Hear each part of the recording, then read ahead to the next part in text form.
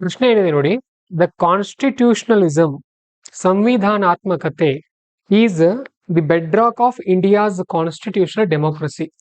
ಭಾರತದ ಪ್ರಜಾಪ್ರಭುತ್ವದ ಸಂವಿಧಾನಾತ್ಮಕದ ಪ್ರಜಾಪ್ರಭುತ್ವ ಏನಿದೆಯಲ್ಲ, ಇದರ ಒಂದು ಬೆಡ್ರಾಕ್ ಇದ್ದ ಹಾಗೆ. ಅದು ಬೆಡ್ರಾಕ್ ಅಂತ ಅಂದ್ರೆ ಅಡಿಗಲ್ಲು. ಏನ್ ಮನೆ ಕಟ್ಟುವಾಗ ಕೆಳಗಡೆ ಹಾಕ್ತಾರಲ್ಲ, ಅಡಿಗಲ್ಲು ಅಂತ ಕರೀತಾರೆ ಅದನ್ನ. Discuss how constitutionalism prevails over majoritarianism. First ವಿಭಾಗ ಇದಕ್ಕೆ 5 ಅಂಕ. Also examine the key challenges. ಅಂದ್ರೆ ಭಾರತದಲ್ಲಿ ಈ ಮೆಜಾರಿಟೇರಿಯನಿಸಮ್ ನ ವಿರುದ್ಧ ಇದು ಹೇಗೆ ಮೈಲುಗೈ ಸಾಧಿಸಿದೆ, ಇದ್ರ ಬಗ್ಗೆ ಒಂದು 4 ಪಾಯಿಂಟ್ ನೀಟಾಗಿ ವಿತ್ ಎಕ್ಸಾಂಪಲ್. ಅಲ್ಲಿರುವಂತಹ ಚಾಲೆಂಜಸ್ ಏನೇನಿದೆ ಒಂದು 4 ಪಾಯಿಂಟ್ ವಿತ್ ಎಕ್ಸಾಂಪಲ್ ಬರಿಬೇಕು. ಪೀಠಿಕೆಯಲ್ಲಿ ಇತ್ತೀಚೆಗೆ ಅದರ ಬಗ್ಗೆ ಏನಾಗಿರುತ್ತಲ್ಲ ಅದನ್ನ ಬರೆದ್ರೆ ಸಾಕು. ಆಮೇಲೆ ಇನ್ನೊಂದು ಪಾಯಿಂಟ್ ನೆನ್ಪಿಟ್ಕೊಂಡ್ಬಿಡ್ರಿ, ಇವತ್ತು ನಾನು ಎಕ್ಸ್ಟ್ರಾ ಪಾಯಿಂಟ್ ಹೇಳ್ತಾ ಇದ್ರಿ. ಇದನ್ನ ಇಲ್ಲಿವರೆಗೂ ಈ ಟ್ರಿಕ್ಸ್ ನಿಮ್ಗೆ ಹೇಳಿರ್ಲಿಲ್ಲ. ಯಾವ ಪ್ರಶ್ನೆಯಲ್ಲಿ 10 ಮಾರ್ಕ್ಸ್ ನ ಪ್ರಶ್ನೆಯಲ್ಲಿ ನಿಮ್ಗೆ ಚಾಲೆಂಜಸ್ ಕೇಳಿರ್ತಾರಲ್ಲ, ಚಾಲೆಂಜಸ್ ಇದ್ರೆ ನೀವು ಮುಂದೆ ಏನ್ ಬರಿಬೇಕಂದ್ರೆ ಕನ್ಕ್ಲೂಷನ್ ಕಂಪಲ್ಸರಿ ಬರಿಬೇಕು ಒಂದು ಲೈನ್ ಅಲ್ಲಿ. ಕನ್ಕ್ಲೂಷನ್ ಅಂದ್ರೆ ಏನು, ಉಪಸಂಹಾರ ಅಂತ ಕರಿತೀವಿ. ಅಲ್ಲಿ ಏನ್ ಬರಿಬೇಕು ಅಂದ್ರೆ ಪರಿಹಾರಗಳನ್ನ ಬರಿಬೇಕು. ಒಂದ್ 2-3 ಪಾಯಿಂಟ್ ಪರಿಹಾರ ಬರಿಬೇಕು. ಇದರಲ್ಲಿದೆ, ನಾನು ತೋರಿಸ್ತೀನಿ ಅದನ್ನ. ಸರಿ, ಇದಕ್ಕೆ ಉತ್ತರ ಏನಿದೆ ನೋಡೋಣ. ಇಲ್ಲಿ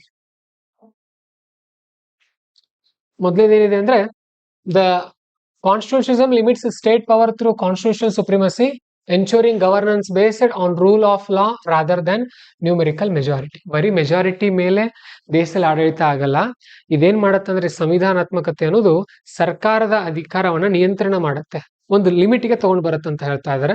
ನೋಡೋಣ ಹಾಗಾದ್ರೆ. ಮೊದಲೇದು, how constitutionalism prevails over majoritarianism in India. ನಿಮ್ ಹೆಡ್ಡಿಂಗ್ ಹೀಗೆ ಇರಬೇಕು, ನೆನ್ಪಿಟ್ಕೊಡ್ರಿ. ಪ್ರಶ್ನೆಯಲ್ಲಿ ಏನ್ ಕೇಳಿರ್ತಾರಲ್ಲ ಅದಕ್ಕೆ ಸಂಬಂಧಪಟ್ಟ ಹೆಡ್ಡಿಂಗೇ ಇರಬೇಕು, ಬೇರೆ ನಿಮ್ಮದೊಂದು ಬೇರೆ ಇರಬಾರ್ದು ಮತ್ತೆ. ಓಕೆ, ಇಲ್ಲಿ ಏನಿರುತ್ತಲ್ಲ ಅದೇ ಇರಬೇಕು. ಅಂದ್ರೆ ನೋಡೋಣ ಹಾಗಾದ್ರೆ ಏನೇನಿದೆ ಪಾಯಿಂಟ್ಸ್ ಗಳಲ್ಲಿ. ಮೊದಲನೇದು, ರೂಲ್ ಆಫ್ ಲಾ, ಕಾನೂನಿನ ಆಡಳಿತ ಅಂತ ಕರಿತೀವಿ ನಾವು. ಭಾರತದಲ್ಲಿ ಯಾವ್ದಿದೆ? ಭಾರತದಲ್ಲಿ ಆಡಳಿತವನ್ನ ಯಾರು ಮಾಡ್ತಾರೆ? ಸಂವಿಧಾನದ ಅಡಿಯಲ್ಲೇ ಮಾಡ್ಬೇಕಲ್ವಾ. Rule of law, article 14 guarantees equality before law, no authorities above the constitution. Example, supreme court reiterated constitution supremacy over majoritarianism. Okay, so ಇಲ್ಲಿ ನೋಡ್ರಿ, ಇದು ಆಕ್ಚುಲಿ ನಾ ಕೊಟ್ಟಿರೋ ಆನ್ಸರ್ 196 ವರ್ಡ್ಸ್ ಇದೆ. ನೀವ್ ಎಷ್ಟಲ್ಲಿ ಬರಿಬೇಕು? 120 ವರ್ಡ್ಸ್ ಅಷ್ಟೇ. ಕ್ಲಿಯರ್ ಆಯ್ತಾ? ನೋಡ್ರಿ, ಎಷ್ಟೆಲ್ಲ ಲೆಕ್ಕ ಮಾಡ್ಕೊಂಡ್ ಬಂದಿರ್ತೀನಿ ನಾನು. ಇದನ್ನೆಲ್ಲ ಕೌಂಟ್ ಮಾಡ್ಕೊಂಡ್ ಬಂದಿರ್ತೀನಿ, ಯಾಕಂದ್ರೆ ನಿಮ್ಗೆ ಟೈಮ್ ಜಾಸ್ತಿ ಸಿಗಲ್ಲ ಅಲ್ಲಿ. ಇಲ್ಲಿ ಹೇಳ್ತೀನಿ ನೋಡಿ, ನೀವ್ ಏನ್ ಬರಿಬಹುದು. 4 ಪಾಯಿಂಟ್ಸ್ ಇದೆ ಅಲ್ಲ, 4 ಪಾಯಿಂಟ್ಗಳಿಗೂ ಎಕ್ಸಾಂಪಲ್ ಬರೆಯುವಾಗತ್ತೆ ಇಲ್ಲ. ಓಕೆ, ಕೆಲವೊಂದಕ್ಕೆ ಬರಿಬಹುದು, ಕೆಲವೊಂದಕ್ಕೆ ಬರಿದಿನೂ ಇರಬಹುದು. ಓಕೆ, ಈಗ ಒಂದು ಟೆಕ್ನಿಕ್ ನೋಡಿ. ಇಲ್ಲೇನಿದೆ ಅಲ್ಲ, ಇಲ್ಲೇನ್ ಬರೆಯೋದು, ರೂಲ್ ಆಫ್ ಲಾ ಅಂತ ಬರೆಯೋದು, ಪಾಯಿಂಟ್ ಎಕ್ಸಾಂಪಲ್ ಅಂತ ಬರೆದು, supreme court reiterated constitutional supremacy over the majoritarianism under article 14 it guarantees equality before law. ಮುಗೀತು, ಇಷ್ಟೇ. ಈ ಲೈನ್ ಅಗತ್ಯ ಇಲ್ಲ. ಅರ್ಥ ಆಯ್ತಾ? ಅಥವಾ under article 14 no authorities above the law, everyone is equal, ಹೀಗೂ ಬರಿಬಹುದು. ಓಕೆ, ನೀವು ಶಾರ್ಟ್ ಮಾಡ್ಕೊಡ್ರಿ. ನಿಮ್ಗೆ ಯಾವ್ದು ಇಷ್ಟ ಬರುತ್ತೆ ಅದನ್ನ ಬರೀರಿ. ನಮಗೆ ಎಷ್ಟು ಬೇಕು ಟೋಟಲ್ ವರ್ಡ್ಸ್? 120 ಅಷ್ಟೇ ನಮ್ಗೆ ಗುರಿ, ನಮ್ ಟಾರ್ಗೆಟ್ ಅಷ್ಟು. ಇದು ಮೊದಲನೇ ಪಾಯಿಂಟ್. ಎರಡನೇ ಪಾಯಿಂಟ್, ನಿಮ್ಮ ಆನ್ಸರ್ಸ್ ಹೀಗೆ ಇರ್ಬೇಕು. ಇನ್ ಮುಂದೆ ಹೇಗಿರ್ಬೇಕು ಅಂದ್ರೆ ಪಾಯಿಂಟ್ ಇರಬೇಕು, ಅದ್ರ ಕೆಳಗಡೆ ಎಕ್ಸಾಂಪಲ್ ಫುಲ್ ಬರಿಬಾರ್ದು. ಏನ್ ಬರಿಬೇಕು? ಹೀಗ್ ಬರೀರಿ ಅಥವಾ ಹೀಗ್ ಬರೀರಿ, ಹೀಗಿರ್ಬೇಕು ನೋಡಿ. ಒಂದು ಅಂಡರ್ಲೈನ್ ಇರ್ಲಿ ಇದ್ರ ಕೆಳಗಡೆ, ಅದೇ ಎದ್ದು ಕಾಣೋಕೆ. ಓಕೆ, ಒಂದು ಸ್ಟ್ರಕ್ಚರ್ ಇರಲಿ ನಿಮ್ಮ ಆನ್ಸರ್ಗೆ. ನಿಮ್ಮ ಆನ್ಸರ್ಗೆ ಒಂದು ಸ್ಟ್ರಕ್ಚರ್ ಇರಲಿ. ಈಗ ಇದು ನಿಮ್ಮ ಆನ್ಸರ್ ಇದೆ ಅಂತ ಅಂದ್ರೆ ಗಮನ ಇಟ್ಕೊಂಡು ನೋಡಿ. ಇಲ್ಲಿ ಪ್ರಶ್ನೆ ಇರುತ್ತೆ. ಪ್ರಶ್ನೆ ಆದ್ಮೇಲೆ ನೀವು ಫಸ್ಟ್ ಲೈನ್ ಏನ್ ಬರೀತಿರಲ್ಲ, ಇಲ್ಲಿ ಗ್ಯಾಪ್ ಬಿಡಬೇಕು, ಇಲ್ಲಿ ಬರಿಬಾರ್ದು. ಇಲ್ಲಿ ಒಂದ್ ಸ್ವಲ್ಪ ಸ್ಪೇಸ್ ಬಿಡಬೇಕು. ಇಲ್ಲಿಂದ ಸ್ಟಾರ್ಟ್ ಆಗ್ಬೇಕು. ಇದು 2ನೇ ಲೈನು, ಇದು 3ನೇ ಲೈನ್, ಇಲ್ಲಿವರೆಗೂ ಬಂತು ಅನ್ಕೊಡ್ರಿ. ಮುಗೀತಾ? ಇದು ಬರೆದ್ಮೇಲೆ ಮುಂದೆ ಏನ್ ಮಾಡ್ತೀರಿ? ಇಲ್ಲೊಂದು ಹೆಡ್ಡಿಂಗ್ ಹಾಕ್ತೀರಿ, XYZ ಅಂತ ಹೆಡ್ಡಿಂಗ್ ಹಾಕ್ತೀರಿ. ಇದಕ್ಕೊಂದು ಅಂಡರ್ಲೈನ್ ಹಾಕಿ ಈ ತರ ಡಬಲ್ ಇನ್ವರ್ಟೆಡ್ ಕಾಮ ಕೊಡಿ, ಸಾರಿ ವಿವರಣೆ ಚಿಹ್ನೆ ಎಕ್ಸ್ಪ್ಲನೇಷನ್ ಇದನ್ನ ಕೊಡ್ರಿ. ಆಮೇಲೆ ಪಾಯಿಂಟ್ ನಂಬರ್ 1 ಹೀಗ್ ಕಾಣ್ಬೇಕು, ಅದು ಇಲ್ಲಿ ಪಾಯಿಂಟ್ ಬರೀರಿ. ಇದ್ರ ಕೆಳಗಡೆ, ಇಲ್ಲಿ ಕೆಳಗಡೆ ಏನ್ ಮಾಡ್ರಿ, ಕೆಲವೊಬ್ರು ಸೆಕೆಂಡ್ ಪೇಜ್ ಅಲ್ಲಿ ಅರ್ಧ ಜಾಗ ಉಳಿತಾ ಇದೆ, ಆ ಜಾಗ ಉಳಿಬಾರ್ದು ಅನ್ನೋಕೆ ಇಲ್ಲಿ ಈ ತರ ಬರೆಯೋದು. ಎಕ್ಸಾಂಪಲ್ ಅಂತ ಬರೋದು, ಹೀಗೆ ಮಾಡಿ ಹೀಗೆ ಇಲ್ಲಿ ಬರೆಯೋದು ಎಕ್ಸಾಂಪಲ್, ಹೀಗೆ. 2ನೇ ಪಾಯಿಂಟ್ ಬರೆಯೋದು ಎಕ್ಸಾಂಪಲ್ ಹೀಗೆ. 3ನೇ ಪಾಯಿಂಟ್ ಹೀಗೆ ಬರೆಯೋದು ಎಕ್ಸಾಂಪಲ್ ನಡೆಯುತ್ತೆ. ಹೀಗೂ ಬರಿಬಹುದು. ಅದು ಚೆನ್ನಾಗಿ ಕಾಣ್ಬೇಕು, ಒಂದು ಫ್ಲೋ ಕಾಣ್ಬೇಕು ಅದರಲ್ಲಿ. ಅದನ್ನ ನೋಡಿದ ತಕ್ಷಣ ನಮಗೆ ಗೊತ್ತಾಗಬೇಕು, ಓಕೆ ಇಲ್ಲಿ ಇದು PTK ಇದೆ, ಇಲ್ಲಿ ಹೆಡ್ಡಿಂಗ್ ಹಾಕಿದ್ದಾರೆ, ಇಲ್ಲಿ ಪಾಯಿಂಟ್ 1 2 3 ಇವೆ, ಪ್ರತಿಯೊಂದಕ್ಕೂ ಇಷ್ಟಿಷ್ಟು ಎಕ್ಸಾಂಪಲ್ಸ್ ಇವೆ. ಎಲ್ಲದಕ್ಕೂ ಎಕ್ಸಾಂಪಲ್ಸ್ ಬರೆಯೋ ಅಗತ್ಯ ಇಲ್ಲ. 4 ಪಾಯಿಂಟ್ ಅಲ್ಲಿ ಮಿನಿಮಮ್ 2 ಪಾಯಿಂಟ್ಗೆ ಎಕ್ಸಾಂಪಲ್ಸ್ ಇರಲಿ. ಒಂದು ಪೇಜ್ ಅಲ್ಲಿ ಎರಡಾದ್ರೂ ಎಕ್ಸಾಂಪಲ್ ಕಾಣಬೇಕು. ಒಂದು ಪೇಜ್ ಅಲ್ಲಿ ಒಂದ್ 2-3 ಫ್ಯಾಕ್ಟ್ಸ್ ಕಾಣಬೇಕು, ಅವಾಗ ಅಂಕ ಚೆನ್ನಾಗಿ ಸಿಗುತ್ತೆ. ಸೊ ಈ ತರ ಬಂದಾಗ ಒಂದು ಪೇಜ್ಗೆ ನಿಮ್ಗೆ ಒಂದು 2.5 ಅಂಕದವರೆಗೂ ಸಿಗುತ್ತೆ, ಅಥವಾ ಒಂದು 2 ಅಂಕ ಆದ್ರೂ. ಟೋಟಲ್ ಒಂದು ಪ್ರಶ್ನೆಗೆ ನಮಗೆ 10 ಅಂಕದ ಒಂದು ಪ್ರಶ್ನೆಗೆ 4ರಿಂದ 4.5 ಸಿಕ್ಕರೆ ಸಾಕು. 4ರಿಂದ 4.5 ಸಿಕ್ಕರೆ ಸಾಕು ನೋಡ್ರಿ. ಅರ್ಥ ಆಗ್ತಾ ಇದೆ ಆನ್ಲೈನ್ ವಿದ್ಯಾರ್ಥಿಗಳಿಗೆ?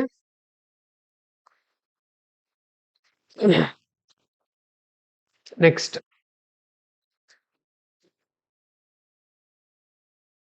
Judicial review. ಸಂವಿಧಾನದಲ್ಲಿ ಏನಿದೆ ಅಂತ ಅಂದ್ರೆ ಜುಡಿಷಿಯಲ್ ರಿವ್ಯೂ ಇದೆ. Article 226 empower court to invalidate unconstitutional laws. Okay, ಇಷ್ಟೇ ಇದೆ. ಜುಡಿಷಿಯಲ್ ರಿವ್ಯೂ ಅಂತ ಹೆಡ್ಡಿಂಗ್ ಹಾಕಿ ಎಕ್ಸಾಂಪಲ್ ಅಂತ ಬರೀರಿ, ಇದನ್ನೇ ಬರೀರಿ, ಅದೇ ಪಾಯಿಂಟ್. ನೀವೇನ್ ಬರೀತೀರಿ ಅದೇ ಎಕ್ಸಾಂಪಲ್. ನೀವು ಕಲ್ಪನೆ ಮಾಡ್ಕೊಡ್ರಿ ಏನ್ ಬರಿಬಹುದು ಅಂತ. ನಿನ್ನೆ ಒಬ್ರು ಟಾಪರ್ ಕಾಪಿ ನೋಡ್ತಾ ಇದ್ದೆ ನಾನು, ಅವ್ರು ಏನೋ ಒಂದು ಪಾಯಿಂಟ್ ಬರೆದಿದ್ದಾರೆ, ಕೆಳಗಡೆ ಎಕ್ಸಾಂಪಲ್ ಅಂತ ಹಾಕಿ ಸೈಬರ್ ಸೆಕ್ಯೂರಿಟಿ ಅಂತ ಬರೆದಿದ್ದಾರೆ. Cyber security. ಇವ್ರು ಟಾಪರ್ಗೆ GS2 ನಲ್ಲಿ ಸ್ಕೋರ್ 132 ಫೈನಲ್ ಎಕ್ಸಾಮ್ ಅಲ್ಲಿ UPSC ನಲ್ಲಿ. ಅರ್ಥ ಆಯ್ತಾ? ಕಾಣ್ಬೇಕದು ಹಾಗೆ. ಆಮೇಲೆ ಕೇಶವಾನಂದ ಭಾರತಿ ಕೇಸ್ ಬೇಕಾದ್ರೆ ಬರೀರಿ, ಇಲ್ಲ ಅಂದ್ರೆ ಇಲ್ಲ. ಬೇಸಿಕ್ ಸ್ಟ್ರಕ್ಚರ್ ಹಾನಿ ಮಾಡೋ ಹಾಗಿಲ್ಲ ಅಂತ ಸುಪ್ರೀಂ ಕೋರ್ಟ್ ಹೇಳಿದೆ. ಅಥವಾ ಅದನ್ನ ಇನ್ನೊಂದು ಪಾಯಿಂಟ್ ಆಗಿ ಬರಿಬಹುದು ನೀವು, ಹೌದಲ್ಲ? ಅದನ್ನ 5ನೇ ಪಾಯಿಂಟ್ ಆಗಿ ಬರಿಬಹುದು ನಾವು, ಆ ಥರನೂ ಮಾಡ್ಬೋದು. Protection of rights, article 15, 16 ensures substantial equality and minority rights. Minority rights ಇವು ಕೊಡುತ್ತೆ. Example reservation for SC ST OBCs. ಈ ತರ ನೀವು ಇಷ್ಟು ಒಳಗಡೆ ಹೋಗೋ ಅಗತ್ಯ ಇಲ್ಲ, ನೆನ್ಪಿಟ್ಕೊಡ್ರಿ. 15/4, 16/4 ಇಷ್ಟು ಡೀಪ್ ಹೋಗೋ ಅಗತ್ಯ ಇಲ್ಲ, ಏನಾಗತ್ತೆ ಇಲ್ಲ ನಮ್ಗೆ. ಇಟ್ ಈಸ್ ಜನರಲೈಸ್ಡ್ ಎಕ್ಸಾಮ್, ನೆನ್ಪಿಟ್ಕೊಡ್ರಿ. ನೀವು ವಕೀಲರಾಗಲ್ಲ, ನೀವು ಕೋರ್ಟ್ ನಲ್ಲಿ ಜಡ್ಜಸ್ ಆಗೋಕ್ ಬರೀತಾ ಇಲ್ಲ ಇದನ್ನ. Next separation of powers, article example separation of powers. ಇದ್ ಹೇಗ್ ಬರಿಬಹುದು ಇನ್ನೂ ಚೆನ್ನಾಗಿ. ಮತ್ ನಾವು ಕೊಟ್ಟಿರೋದೇ ಫೈನಲ್ ಅಲ್ಲ, ಇನ್ನೂ ಚೆನ್ನಾಗಿ ಬರಿಬಹುದು ನೀವು ಇದಕ್ಕಿಂತ ಚೆನ್ನಾಗಿ. ಇಲ್ಲಿ ತೋರಿಸ್ತೀನಿ ನೋಡಿ ನಾನು ನಿಮಗೆ ಇದೇ ಪಾಯಿಂಟ್ ನಾನು ಇಲ್ಲಿ ಹೇಗೆ ಬರಿತೀನಿ. Point number 4, separation of power. Example article 50 separates judiciary from executive. ಅರ್ಥ ಆಯ್ತಾ? ಅಲ್ಲಿ ಎಕ್ಸಿಕ್ಯೂಟಿವ್ ಫುಲ್ ಬರಿಬೇಕು, ಮತ್ತೊಂದು ಡಯಾಗ್ರಾಮ್ ಹಾಕಿಬಿಡಬೇಕು. ಯಾವುದು ಇದು? ಲೆಜಿಸ್ಲೇಚರ್, ಎಕ್ಸಿಕ್ಯೂಟಿವ್ ಮತ್ತು ಜುಡಿಷಿಯರಿ. ಓಕೆ, ಫಿಗರ್ 1 ಆ ಪೇಜಲ್ಲಿ ಫಿಗರ್ 1 ಅಂತ ಹಾಕಿ ಇದಕ್ಕೆ ಬರೆಯೋದು ಸೆಪರೇಷನ್ ಆಫ್ ಪವರ್ಸ್. ಬೇಕಾದ್ರೆ ಇದಕ್ಕೊಂದು ಹೀಗೆ ಬಾಕ್ಸ್ ಹಾಕ್ಬಹುದು. ಅರ್ಥ ಆಯ್ತಾ? ಹೀಗೆಲ್ಲ ಥಿಂಕ್ ಮಾಡ್ರಿ, ಕ್ರಿಯೇಟ್ ಮಾಡ್ರಿ. ಒಂದು ಪೇಜಲ್ಲಿ ಒಂದು ಸಣ್ಣ ಪುಟ್ಟ 2-3 ಡಯಾಗ್ರಾಮ್ ಹಾಕ್ಬಹುದು, ಹೀಗೆಲ್ಲ ಯೂಸ್ ಮಾಡ್ಬೋದು. ಟಾಪರ್ ಕಾಪೀಸ್ ಅಲ್ಲಿ ನೋಡಿ ಕಲಿಬೇಕು ನೀವು. ಎಲ್ಲಿ ಸಿಗುತ್ತೆ ಸರ್ ನಮಗೆ topper copies? Vision IAS topper copies ಅಂತ ಸರ್ಚ್ ಮಾಡಿ ಗೂಗಲ್ ಅಲ್ಲಿ, ವೆಬ್ಸೈಟ್ ಅಲ್ಲಿ ಸಿಗುತ್ತೆ. ಓಕೆ, ನೋಡ್ತಾ ಹೋಗ್ರಿ ಇವೆಲ್ಲ. ಈಗ ಜಸ್ಟ್ ನೀವು ಬೇಸಿಕ್ ಕಲಿತಾ ಇದ್ರಿ, ಹೀಗೆಲ್ಲ ಬರ್ತಾ ಬರ್ತಾ ಇಂಪ್ರೂವ್ಮೆಂಟ್ ಆಗ್ತಾ ಹೋಗ್ಬೇಕು ಆನ್ಸರ್ ರೈಟಿಂಗ್ ಅಲ್ಲಿ. ಸೆಪರೇಷನ್ ಆಫ್ ಪವರ್ಸ್ ಆಯ್ತು. ನೆಕ್ಸ್ಟ್ ಪಾಯಿಂಟ್ ನೋಡೋಣ. ಚಾಲೆಂಜಸ್ ಏನೇನಿವೆ? Key challenges.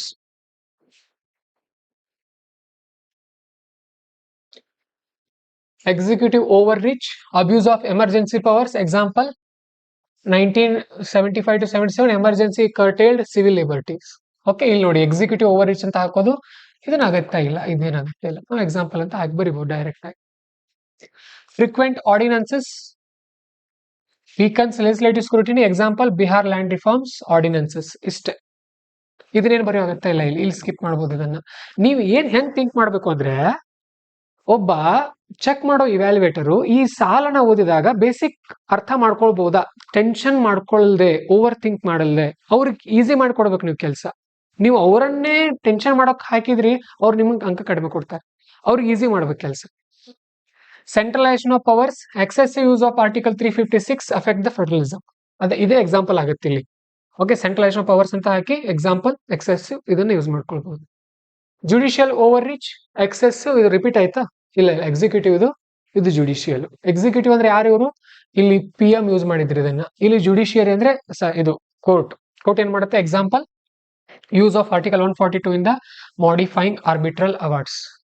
ಓಕೆ, ಒಂದೊಂದ್ಸರಿ ಕೋರ್ಟ್ ಕೂಡ ಏನ್ ಮಾಡುತ್ತೆ, ಅನಾವಶ್ಯಕವಾಗಿ ಕೆಲವೊಂದು ಆರ್ಟಿಕಲ್ಸ್ ಯೂಸ್ ಮಾಡುತ್ತೆ. ಆರ್ಟಿಕಲ್ 142 ಏನ್ ಹೇಳುತ್ತೆ? For the complete justice supreme court can do anything. ಸಂಪೂರ್ಣ ನ್ಯಾಯಕ್ಕೋಸ್ಕರ ಸುಪ್ರೀಂ ಕೋರ್ಟ್ ಅವ್ರು ಏನ್ ಬೇಕಾದ್ ಮಾಡಬಹುದು. ಓಕೆ, ಸೊ ಆಮೇಲೆ ಕೊನೆಗೆ ಈ ಚಾಲೆಂಜಸ್ ಬರೋದಿರಲ್ಲ, ಸೊ ಕೊನೆಗೆ ನಿಮ್ಮ ಲಾಸ್ಟ್ 1 ಅಥವಾ 2 ಲೈನ್ ಅಲ್ಲಿ ಪರಿಹಾರ ಕೊಡ್ಬೇಕೇನು. Strengthening constitutional morality, institutional accountability and cooperative federalism is essential to uphold the justice, liberty and equality and fraternity. ಈ ತರ ಕೀ ವರ್ಡ್ಸ್ ಇರಬೇಕು ನಿಮ್ಮ ಆನ್ಸರ್ ಅಲ್ಲಿ. ಕನ್ನಡದಲ್ಲಿ ಹೇಗೆ ಬರ್ದಿದೀವಿ ನೋಡ್ರಿ ಅದನ್ನ.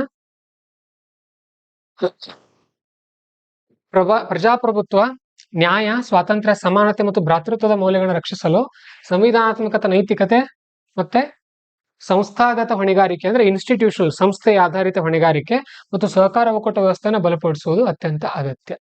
ಇದನ್ನ ಬರೀರಿ, ಅಥವಾ ನಿಮ್ಗೇನ್ ಐಡಿಯಾ ಸಿಗುತ್ತೆ ಅದನ್ನ ಬರೀರಿ. ಹೀಗೆ ನಿಮ್ಮ ಆನ್ಸರ್ಗಳು ರಚನೆ ಆಗ್ತಾ ಹೋಗ್ಬೇಕು ಹಂತ ಹಂತವಾಗಿ. Okay, very good. ನೋಡ್ರಿ 2024 ಒಂದು ಪ್ರಶ್ನೆ ಬಂದಿದೆ PIL ಗಳ ಮೇಲೆ ಕೇಳಿದ್ದಾರೆ. ಅದನ್ನ ನಾಳೆ ಕೊಡೋಣ. ಅದನ್ನ ಇವತ್ತು ನಾನು ಕ್ವಶನ್ ಹಾಕಿದೀನಿ. ಏನಿದೆ ನೋಡ್ರಿ 2024 ಪ್ರಶ್ನೆ. Explain the reasons for growth of PLIs in India. Growth reasons ಅಂದ್ರೆ PIL ಗಳು ಯಾಕೆ ಜಾಸ್ತಿ ಆಗ್ತಾ ಇವೆ. ಆಮೇಲೆ as A result of it has India supreme court emerged as the most powerful judiciary. So ಇದರಿಂದ ಸುಪ್ರೀಂ ಕೋರ್ಟ್ ಮೋಸ್ಟ್ ಪವರ್ಫುಲ್ ಆಗಿದೆಯಾ ಅಂತ ಕೇಳ್ತಾ ಇದ್ದಾರೆ. ಸೊ ಇಲ್ಲಿ ರೀಸನ್ಸ್ 5 ಮಾರ್ಕ್ ಕೇಳಿದ್ದಾರೆ, ಇದನ್ನ 10 ಮಾರ್ಕ್ಗೆ ನಿಮ್ಗೆ ಅನಾಲಿಸಿಸ್ ಮಾಡೋಕೆ ಕೇಳಿದ್ದಾರೆ. ಓಕೆ, ಸೊ ಇಲ್ಲಿ ಮೊದಲು ರೀಸನ್ಸ್ ಬರಿಬೇಕು 5 ಮಾರ್ಕ್ಗೆ. ಈ ಸುಪ್ರೀಂ ಕೋರ್ಟ್ ಪವರ್ಫುಲ್ ಆಗಿದೆಯಾ ಅಂತ ಕೇಳಿದ್ದಾರೆ. ಎಸ್, ನೋ, ಇವೆರಡೂ ಪಾಯಿಂಟ್ಸ್ ಬರ್ಬೇಕು. ಇದು 5 ಅಂಕಕ್ಕೆ, ಇದು 5 ಅಂಕಕ್ಕೆ. ಅರ್ಥ ಆಯ್ತಾ? ಹೀಗೆ ಕೇಳ್ತಾರ. ನೀವು ಥಿಂಕ್ ಮಾಡಬೇಕು ಏನ್ ಕೇಳಿದ್ದಾರೆ. ಸುಮ್ ಈಗ ಉದಾಹರಣೆಗೆ 15 ಮಾರ್ಕ್ಸ್ ನ ಪ್ರಶ್ನೆ ಇದೆ ಇದು. ನಿಮ್ಗೆ ರೀಸನ್ಸ್ ಒಂದು 20 ಗೊತ್ತಿರುತ್ತೆ, 20 ರೀಸನ್ ಬರೀತೀನಿ, ನನಗೆ 10 ಮಾರ್ಕ್ಸ್ ಸಿಗುತ್ತಂದ್ರೆ ಸಿಗಲ್ಲ. ವೇಟೇಜ್ ಇರುತ್ತೆ ಪ್ರಶ್ನೆಯಲ್ಲಿ, ಅದನ್ನ ಅರ್ಥ ಮಾಡ್ಕೊಳ್ಬೇಕು. ಇದು ಹೋದ ವರ್ಷ ಕೇಳಿರೋ 24ರಲ್ಲಿ ಕೇಳಿರೋ ಪ್ರಶ್ನೆ ಮೇನ್ಸ್ ಅಲ್ಲಿ. ಸೊ ಹೀಗೆ ನಾವು ಇಂಪ್ರೂವ್ ಆಗ್ತಾ ಹೋಗೋದಿರುತ್ತೆ.